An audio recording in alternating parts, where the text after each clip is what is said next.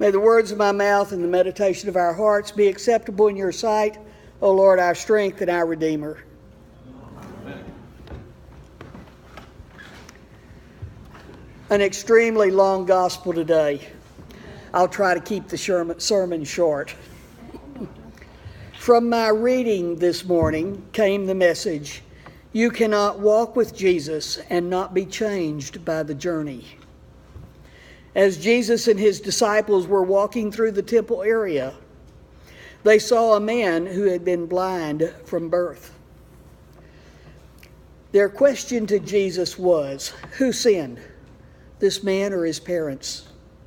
Whose fault is it that he is blind? Look around you in the world today. Maybe it's human instinct to find fault.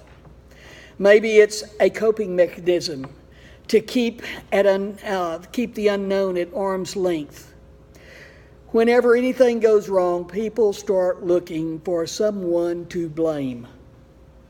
They want to fix the fault with something or someone tangible, accessible to them. Not God, that's too esoteric. Maybe not satisfying because you can't take God to court. But more than that, if it's God's doing, then we have no control. And most people don't like feeling helpless. As my field work for seminary, Bishop Payne sent me to Rockdale, Texas, as the lay vicar of a little mission church with about 30 members.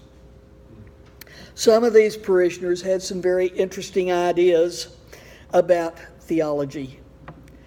That is, about God and those things dealing with God. But this gospel lesson came up in one of our discussions, and Meg took exception to it.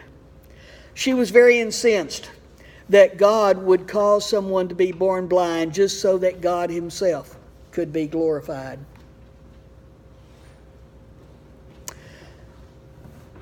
February the 11th is the day set aside in a big book called Holy Women, Holy Men, to remember a woman named Fanny Crosby.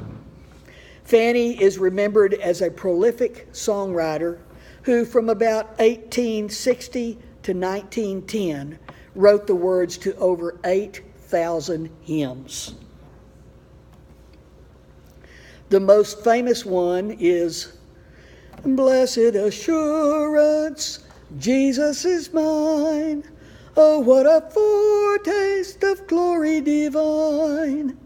Heir of salvation, purchased of God, born of his Spirit, washed in his blood.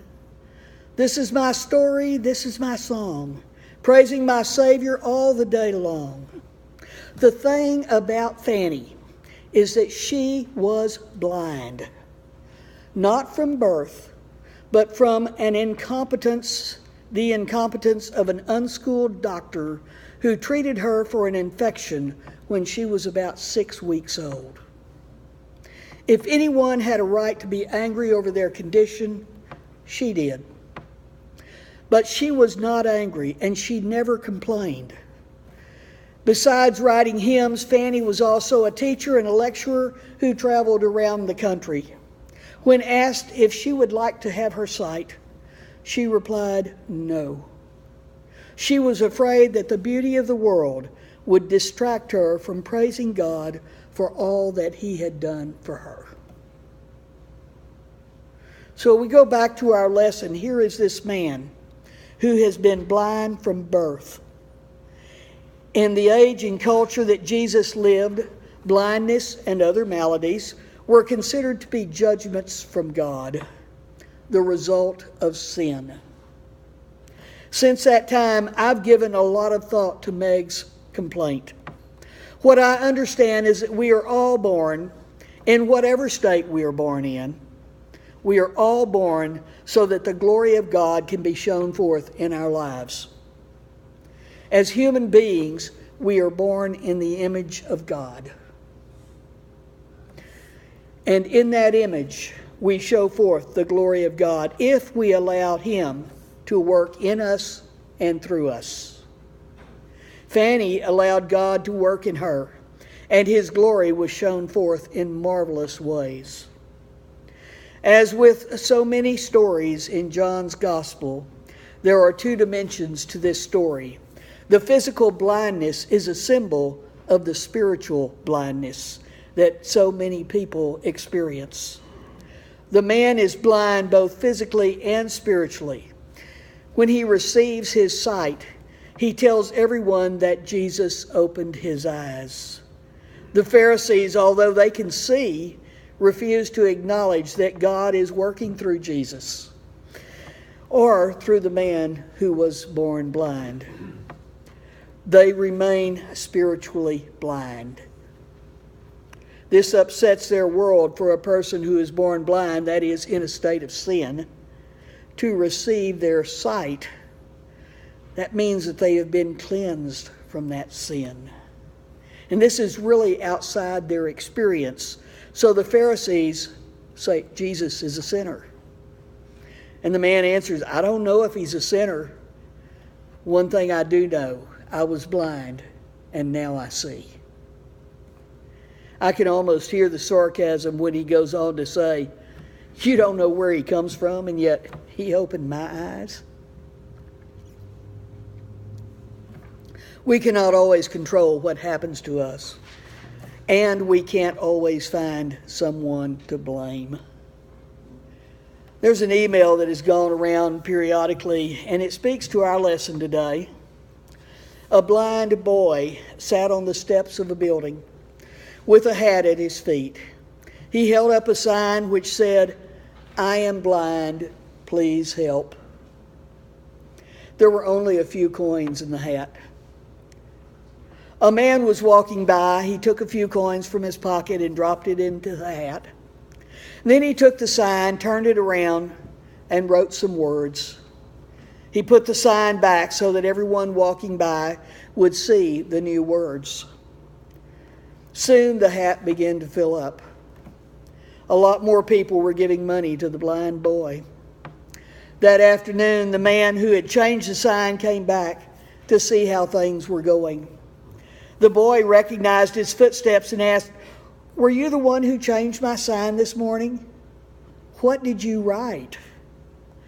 The man said, I only wrote the truth. I said what you said, but in a different way. I wrote, today is a beautiful day, but I cannot see it. Both signs told people that the boy was blind, but the first sign simply stated the fact. The second sign reminded people how fortunate they were that they could see. Should we be surprised that the second sign was more effective? This ended with a statement that said, faith is not about everything turning out okay. Faith is about being okay with how things turn out. Fanny Crosby was okay with her condition. She made the most of her life, regardless of her physical blindness, because she had spiritual sight. There is something healing about being content with those things in our life that we cannot change. The man in our gospel didn't ask to be healed.